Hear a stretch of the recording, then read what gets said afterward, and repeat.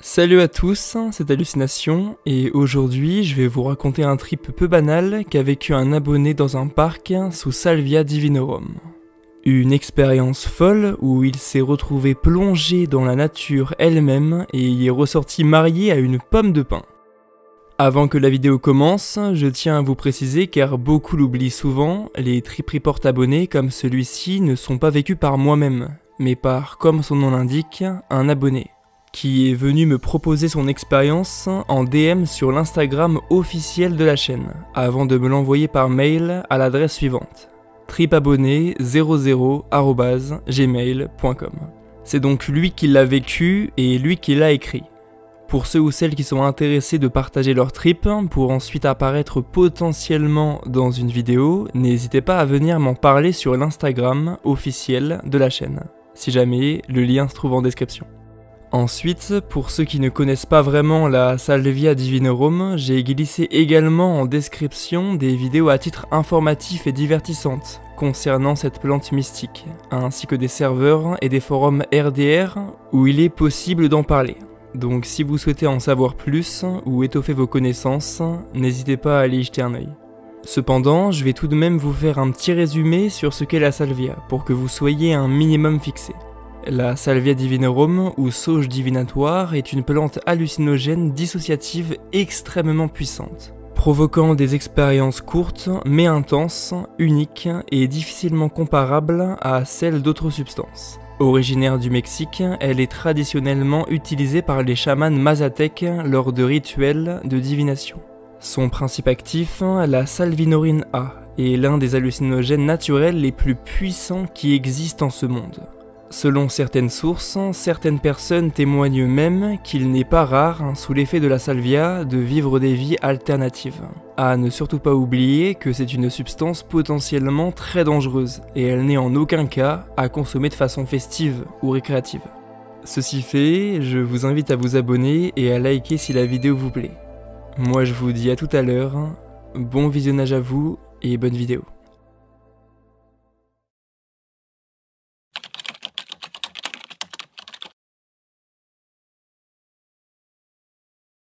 L'histoire remonte à la fin des vacances d'été, lors de l'anniversaire d'une amie. J'avais reçu ma salvia la veille et l'avais testée rapidement avec un pote, mais à une dose si faible que l'on se sentait juste différent, sans pouvoir mettre le doigt sur quoi exactement.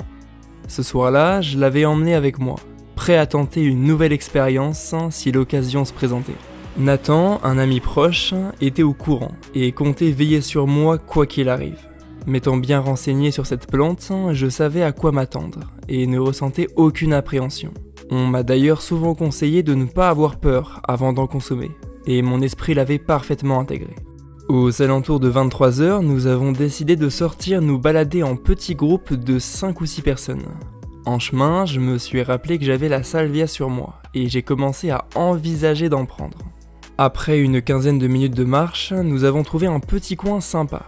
Un banc à l'entrée d'une résidence, baigné dans la lumière jaune des lampadaires. L'ambiance m'a immédiatement séduit. Je me suis installé sur un banc en bois et sorti ma pipe, prêt à tester la substance à pleine puissance. Ma première tentative n'ayant rien donné de marquant, je pensais qu'une dose plus forte me plongerait simplement dans un état légèrement altéré, sans pour autant m'emporter trop loin. Pourtant, conscient de la puissance de la salvia, je voulais être dans de bonnes conditions. Ce lieu me paraissait idéal, le contact du bois, les feuilles mortes à mes pieds, les grands arbres autour. J'avais l'impression d'être en harmonie avec la nature. J'étais enfin prêt. Même si, avec un vrai set and setting, peut-être aurais-je mieux été préparé à ce qui allait suivre. J'ai donc chargé environ 150 mg de salvia en extrait x20 avant d'allumer la pipe et retenu la fumée une vingtaine de secondes. À l'instant où j'ai expiré, j'ai vu un de mes potes grimper à un arbre et me faire signe. Était-ce réel ou une illusion? Impossible de le dire, d'autant plus que ce pote est plutôt du genre calme et posé d'habitude. Avant de plonger pleinement dans le trip, je tiens à préciser une chose. Sur le moment, tout me semblait normal. Je vivais ma soirée sans réaliser la portée de ce qui se passait. Ce n'est qu'avec le recul et en creusant dans mes souvenirs que j'ai pris conscience de l'ampleur de cette expérience. Autour de moi, mes amis continuaient de discuter. Clara, une fille assise à côté, me confiait ses problèmes, sans remarquer que j'étais en plein trip. Je l'écoutais, tentais de lui répondre, mais ses paroles n'étaient plus que des sons. Une mélodie en accord, avec l'ambiance tamisée qui m'entourait. J'étais comme enveloppé dans une boucle, bercé par cette atmosphère qui me comblait totalement. Puis un élément a brisé ce rêve éveillé. Quelque chose est tombé devant moi, dans un bruit sourd. J'ai baissé les yeux et aperçu une pomme de pin. Je l'ai ramassée, observée, et soudain le décor a disparu. Il ne restait plus que ma main, la pomme de pin et les feuilles mortes sur le sol. Ce que j'ai ressenti à cet instant est indescriptible. Une connexion profonde s'est établie entre cet objet et moi. Une sensation d'amour et de fusion, comme si nous faisions partie l'un de l'autre. C'était une émotion pure, impossible à retranscrire fidèlement. Je suis convaincu d'avoir vécu une existence entière avec cette pomme de pin dans un univers parallèle. À mon retour à la réalité, j'étais transformé. J'étais son partenaire, son époux.